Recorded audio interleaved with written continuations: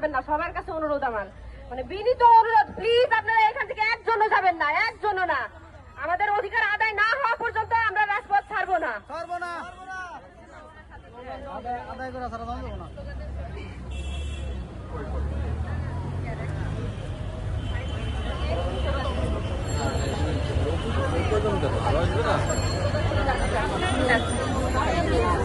সকলের দৃষ্টি আকর্ষণ করছি, এখন এই মুহূর্তে যার কাছে ভালো স্কিপ আছে স্লোগানের জন্য দয়া করে আপনি মাইকের সামনে চলে আসেন, মাইকের সামনে চলে আসেন।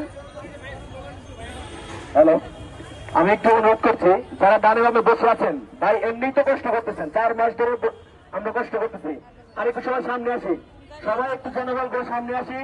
ভাই কোন সাইডে গেলে তো সবাই হাতটা নিতে, আর এইখানে এসে হাত সবাই পকেটে গেলে বুঝলাম না তো। সবাই একটু ঐক্য হন, সবাই একটু জোরে জোরে চিল্লানি মারি।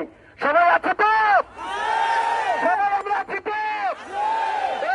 আমরা ছাড়বো না, আমরা ছাড়বো না, ছাড়বো না, রাজপথ ছাড়বো না, রাজপথ ছাড়বো না।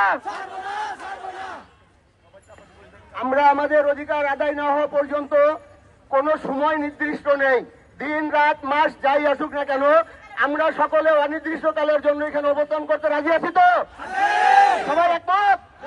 যদি সবাই একমত থাকেন, একমাত্র আল্লাহকে ভয় করে আল্লাহর রাহে খোলা জমিনের নিচে সকলে বলেন যে হ্যাঁ আমি আছি, আমি আছি, আমি আছি।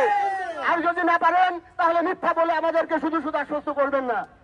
প্রত্যেককে প্রেস ক্লাবের সামনে আসার অনুরোধ করা হচ্ছে এবং আপনারা নিশ্চিন্ত ভাবে থাকুন, যদি আমরা আমাদেরকে ঐক্যবদ্ধ করে আন্দোলন চালিয়ে যেতে পারি, শান্তিপূর্ণ মানববন্ধন চালিয়ে যেতে পারি, তাহলে অবশ্যই অবশ্যই আমাদের সফলতা আসবে।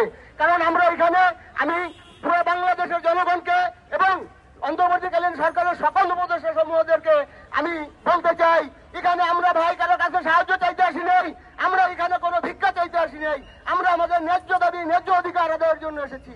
অতএব আপনাদের সকলের কাছে অনুরোধ, আপনারা এই বৈষম্য সৃষ্টি করবেন না। বাংলার বাড়িতে বৈষম্যর কখনো ঠাঁই ছিল না, এখন নেই, ভবিষ্যতেও থাকবে না। আপনারা বৈষম্য করবেন না। আর ভাইয়া